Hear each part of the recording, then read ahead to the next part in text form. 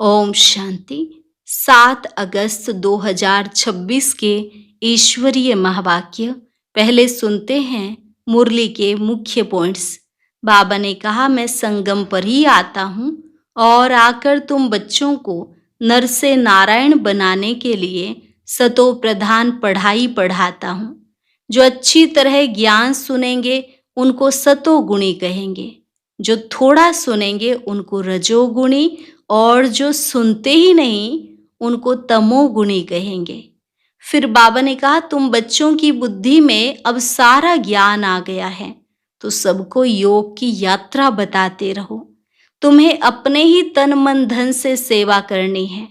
जितना जो करेंगे उतना भविष्य के लिए जमा होता जाएगा। बुद्धि में रहे, हम सब एक पिता की संतान ब्रह्मा कुमार कुमारियां हैं। यह मतभेद निकल जाना चाहिए कि हम गुजराती हैं या बंगाली हैं। लास्ट में बाबा ने कहा, अभी तुम ज्ञान और योग बल से अपना स्वराज्य स्थापन कर रहे हो। इसमें मुख्य पवित्रता चाहिए। तुम पावन बनेंगे योग बल से। सर्वशक्तिमान बाप की याद से ही बल मिलता है। और अब सुनते हैं महावाक्यों को विस्तार से। मुरली का सार। मीठे बच्चे, अब तक जो कुछ पढ़ा है उसे भूल एक बाप को याद करो। प्रश्न, भारत पर सतयुगी स्वराज्य स्थापन करने के लिए कौन सा बल चाहिए?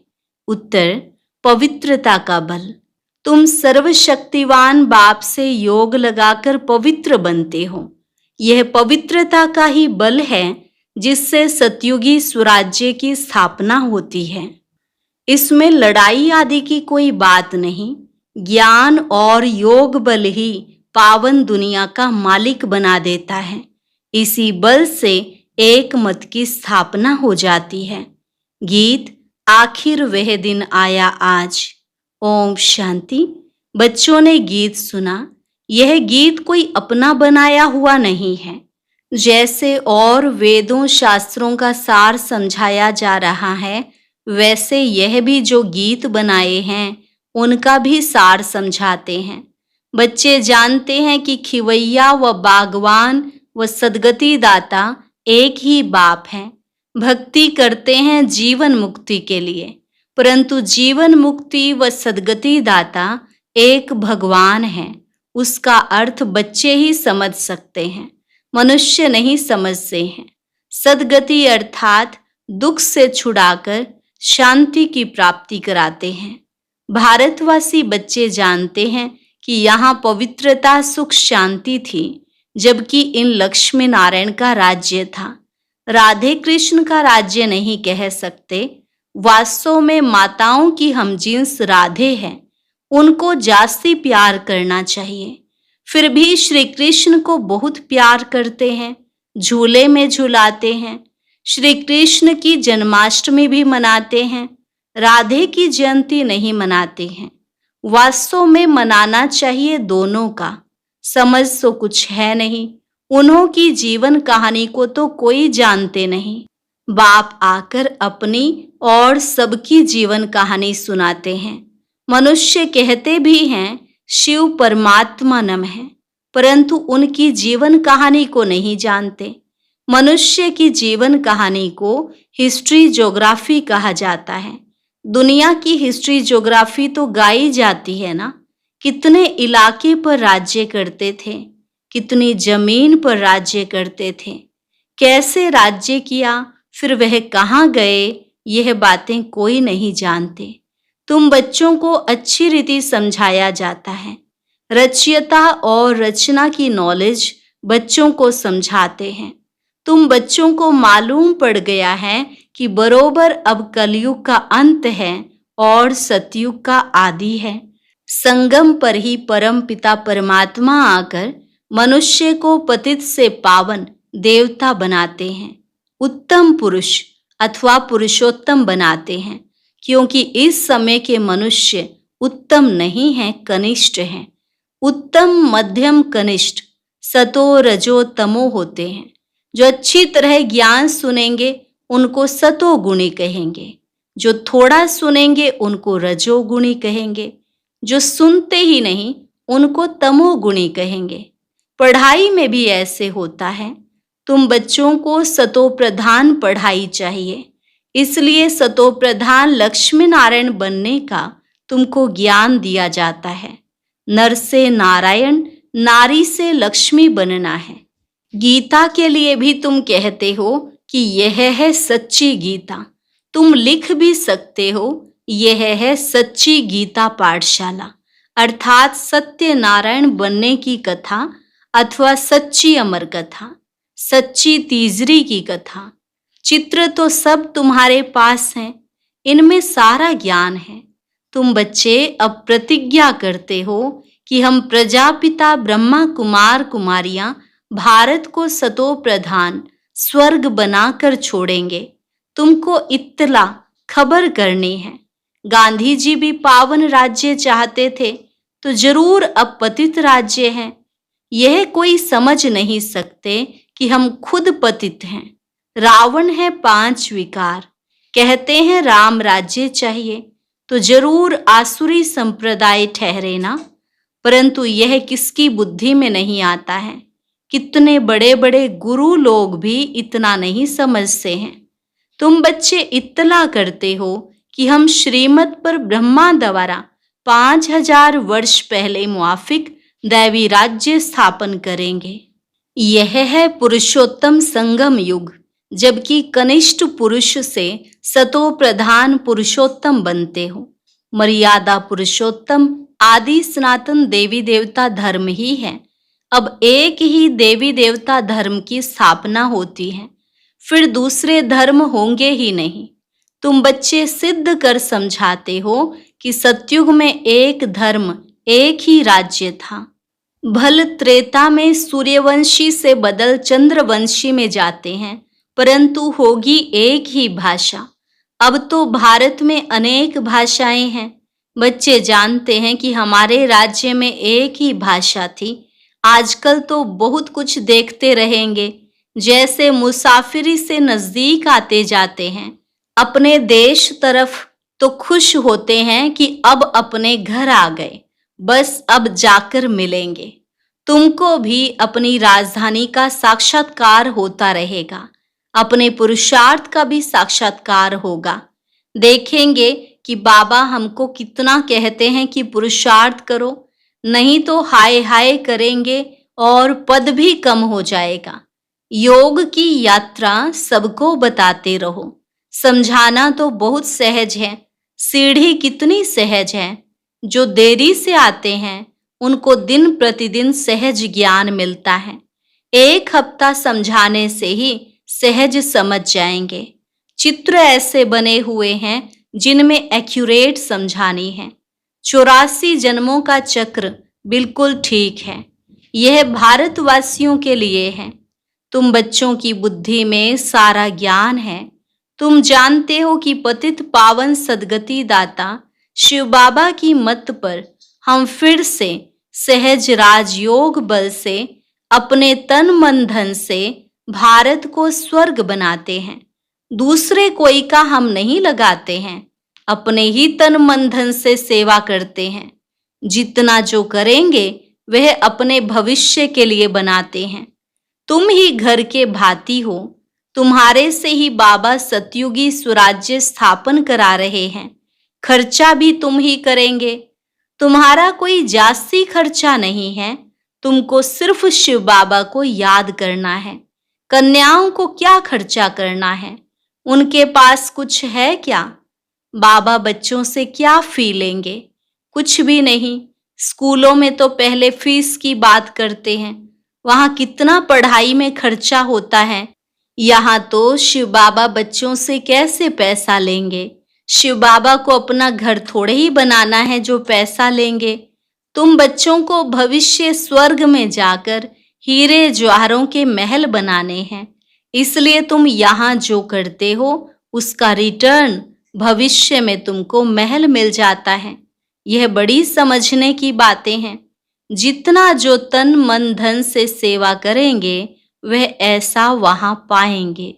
कॉलेज व हॉस्पिटल बनाते हैं 10 लाख 20 लाख लगाने पड़ते हैं। यहाँ तो इतना खर्चा नहीं लगता। छोटे से मकान में रूहानी कॉलेज कम हॉस्पिटल बनाते हैं। पांडवों का आदिपति कौन था? उन्होंने तो श्री कृष्ण का नाम लिख दिया है। वास्तव में है निराकार भगवान, तुमको श्रीमत देने वाला भगवान है। बाकी तो सब है रावण की मत पर। रावण राज्य में रावण की मत पर कितने डर्टी बन पड़े हैं। अब यही सृष्टि पुरानी वही नई बनती है। सृष्टि में भारत ही था, भारत नया भारत पुराना कहेंगे। नया भारत तो स्वर्ग था, फिर भारत पुराना है तो नर्क है। इनको कहा जाता है रौरव नर्क। मनुष्य की ही बात है। यहाँ सुख का नाम निशान नहीं है। यह कोई सुख थोड़े ही है। सन्यासी भी कहते हैं इस समय का सुख कागविष्टा समान है, इसलिए वह गृहस्थ व्यवहार को छोड़ देते हैं। वह स्वर्ग व सतयुग की स्थापना कर न सकें। श्री कृष्ण पुरी तो परमात्मा ही स्थापन करते हैं। श्री कृष्ण की आत्मा और शरीर दोनों सतो प्रधान थे, इसलिए श्री कृष्ण को बहुत प्यार करते हैं, क्योंकि पवित्र है ना। गाया भी जाता है छोटा बच्चा ब्रह्म ज्ञानी समान है। छोटे बच्चों को विकारों का पता नहीं रहता, सन्यासियों को फिर भी पता है। बच्चा तो जन्म से ही महात्मा है। बच्चों को तो पवित्र फूल कहा जाता है। नंबर 1 फूल है श्री कृष्ण। स्वर्ग नई दुनिया का पहला प्रिंस। जन्म लिया तो कहेंगे फर्स्ट प्रिंस। श्री कृष्ण को तो सब याद करते हैं कि श्री कृष्ण जैसा बच्चा मिले। अब बाप कहते हैं कि जो बनना है सो बनो। सिर्फ एक श्री कृष्ण थोड़े ही बनता है। प्रिंस ऑफ वेल्स कितने बनते हैं? सेकंड थर्ड होते हैं ना। तो यहाँ भी डायनेस्टी है। बाप के पिछाड़ी फिर दूसरे गद्दी पर बैठेंगे। जैसे घराने होते हैं वैसे यह घराना है। तुम्हारा कनेक्शन ही क्रिश्चियन से है। श्री कृष्ण और क्रिश्चियन दोनों की एक ही राशि है। लेन देन भी आपस में बहुत चलती है। भारत में वह कितना धन ले गए हैं, अब फिर दे रहे हैं, रिटर्न सर्विस कर रहे हैं। यह यूरोप वासी आपस में लड़कर खत्म हो जाएंगे। इस पर एक कहानी भी है। 2 बिल्ले लड़े, बीच में माखन बंदर खा गया। यह बात अभी की है। वह आपस में लड़ेंगे और राज्य भाग्य तुमको मिलना है। अब तुम बच्चों को अथाह ज्ञान है। तुम बच्चों की बुद्धि में है कि हम सब ब्रह्मा कुमार कुमारियां हैं। ऐसे नहीं कि हम गुजराती हैं, हम बंगाली हैं, यह नहीं। यह मतभेद भी निकल जाना चाहिए। हम एक बाप की संतान हैं। ब्रह्मा द्वारा शिव बाबा की श्रीमत पर फिर से हम अपना स्वराज्य स्थापन कर रहे हैं, ज्ञान और योग बल से। योग बल से ही हम पावन बनते हैं। बाप है सर्वशक्तिमान, उनसे बल मिलता है। तुम विश्व की बादशाही लेते हो, लड़ाई आदि इसमें कुछ नहीं करते हो। सारा पवित्रता का बल है। कहते भी हैं कि आकर पतित से पावन बनाओ, तो याद का ही बल है। ऐसे नहीं कि वहां उल्टे धंधे में जाकर सब भूल जाएं।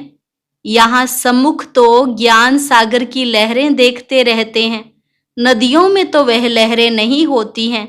सागर की एक लहर कितना नुकसान कर देती है। जब अर्थक्वेक होगी तो सागर भी उथल खाएंगे। सागर को सुखाकर जमीन ली है, वह जमीन फिर कितने दाम में बेचते हैं। तुम जानते हो यह बॉम्बे ही नहीं रहेगी। आगे यह बॉम्बे थोड़ी ही थी, छोटा एक गांवड़ा था। यह माताएं तो भोली हैं, यह इतना लिखी पढ़ी नहीं है। यहाँ तो पढ़ा हुआ सब भूलना है। तुम कुछ नहीं पढ़े हो तो अच्छा है। पढ़े हुए मनुष्य समझने समय कितने प्रश्न करते हैं। यहाँ तो सिर्फ बाप को याद करना है। किसी देहधारी मनुष्य को याद करने की बात नहीं है। महिमा है ही एक बेहद के बाप की। तुम जानते हो कि ऊंचे ते ऊंचा है एक भगवान, फिर सेकंड नंबर में है ब्रह्मा। उनसे ऊंचा कोई होता नहीं। इससे बड़ी आसामी कोई नहीं। परंतु चलते देखो कितना साधारण है। कैसे साधारण रीति बच्चों से बैठते हैं, ट्रेन में जाते हैं। कोई क्या जाने कि यह कौन है। भगवान आकर ज्ञान देते हैं, जरूर प्रवेश कर ज्ञान देंगे ना। अगर श्री कृष्ण होता तो भीड़ मच जाती, फिर तो पढ़ा भी ना सके, सिर्फ दर्शन करते रहे। यहाँ तो बाप गुप्त साधारण वेश में बैठ बच्चों को पढ़ाते हैं। तुम हो इनकॉग्निटो सेना। तुम जानते हो कि हम आत्माएं योग बल से फिर से अपना राज्य स्थापन कर रहे हैं। यह पुराना शरीर छोड़ जाए नया गोरा शरीर धारण करेंगे। अब है आसुरी संप्रदाय, फिर बनेंगे दैवी संप्रदाय। आत्मा कहती है कि हम नई दुनिया में दैवी शरीर धारण कर जाए राज्य करूंगा। आत्मा मेल है, शरीर प्रकृति है। आत्मा सदैव मेल है। बाकी शरीर हिसाब किताब से मेल फीमेल का मिलता है, लेकिन मैं हूं अविनाशी आत्मा। यह चक्र फिरता रहता है। कलयुग का विनाश भी जरूर होगा। विनाश के आसार भी सामने देखते हो। वही महाभारत लड़ाई है तो जरूर भगवान भी होगा। किस रूप में किस तन में है वह तुम बच्चों के अलावा किसको पता नहीं। कहते भी हैं मैं बिल्कुल साधारण तन में आता हूँ, मैं श्री कृष्ण के तन में नहीं आता हूँ। यही पूरे 84 जन्म लेते हैं। मैं इनके बहुत जन्मों के भी अंत में आता हूँ। 84 जन्म सूर्यवंशी घराने वाले ही लेते हैं, वही पहले नंबर में आएंगे। साकारी झाड़ और निराकारी झाड़ दोनों का तुमको सारा ज्ञान है। मूल वतन से नंबरवार आत्माएं आती हैं। पहले पहले देवी देवता धर्म की आत्माएं आती हैं, फिर नंबरवार और धर्म वाले आते हैं। चित्रों में समझानी तो बड़ी ऊंची है। बच्चों को समझाना है, कुमारियों को खड़ा होना चाहिए। कोई बच्चियां ऐसी ऐसी बातें समझाएं तो कमाल है ना। कितना नाम निकालेंगी, लौकिक अलौकिक दोनों नाम बाला करेंगी। अच्छा, मीठे मीठे सिकिलधे बच्चों प्रति मात पिता बाप दादा का याद प्यार और गुड मॉर्निंग। रूहानी बाप की रूहानी बच्चों को नमस्ते। रूहानी बच्चों की रूहानी बाप दादा को नमस्ते नमस्ते, गुड मॉर्निंग। शुक्रिया बाबा, शुक्रिया। धारणा के लिए मुख्य सार। पहली पॉइंट, संगम युग पर श्रेष्ठ कर्म करके पुरुषोत्तम बनना है। कोई भी ऐसा कर्म नहीं करना है जो कनिष्ठ बन जाए। दूसरी पॉइंट, गुप्त रूप में बाप का मददगार बन भारत को स्वर्ग बनाने की सेवा करनी है। अपने ही तन मन धन से भारत को स्वर्ग बनाना है। याद और पवित्रता का बल जमा करना है। वरदान, अपनी संपूर्ण स्टेज द्वारा सर्व प्रकार की अधीनता समाप्त करने वाले प्रकृति जीत भव। अपनी संपूर्ण स्टेज द्वारा सर्व प्रकार की अधीनता समाप्त करने वाले प्रकृति जीत भव। जब आप अपनी संपूर्ण स्टेज पर स्थित होंगे तो प्रकृति पर भी विजय अर्थात अधिकार का अनुभव होगा। संपूर्ण स्टेज में किसी भी प्रकार की अधीनता नहीं रहती है, लेकिन ऐसी संपूर्ण स्टेज बनाने के लिए 3 बातें साथ साथ चाहिए। एक रूहानियत, दूसरा रुहाब और तीसरा रहम दिल का गुण। जब यह तीनों बातें प्रत्यक्ष रूप में, स्थिति में, चेहरे व कर्म में दिखाई दें, तब कहेंगे अधिकारी व प्रकृति जीत आत्मा। स्लोगन, श्रीमत की लगाम मजबूत है तो मन रूपी घोड़ा भाग नहीं सकता। श्रीमत की लगाम मजबूत है तो मन रूपी घोड़ा भाग नहीं सकता। अव्यक्त इशारे, अपवित्रता के बीज को भी समाप्त कर संपूर्ण स्वच्छ पवित्र बनो। अगर कोई भी अपवित्रता वृत्ति स्मृति व संकल्प में है तो ब्राह्मणपन की स्थिति में स्थित नहीं हो सकते। इसलिए कदम कदम पर सावधान रहो। विशेषताओं के साथ अगर कोई एक भी कमजोरी है तो एक कमजोरी अनेक विशेषताओं को समाप्त कर देती है। अच्छा, आज का अव्यक्त ज्ञान मोती सुनने के लिए ऊपर दिए गए बॉक्स पर क्लिक करें। अगर बॉक्स दिखाई नहीं दे रहा है तो ऊपर जो कॉर्नर में शो लिखा हुआ है उस पर क्लिक करें।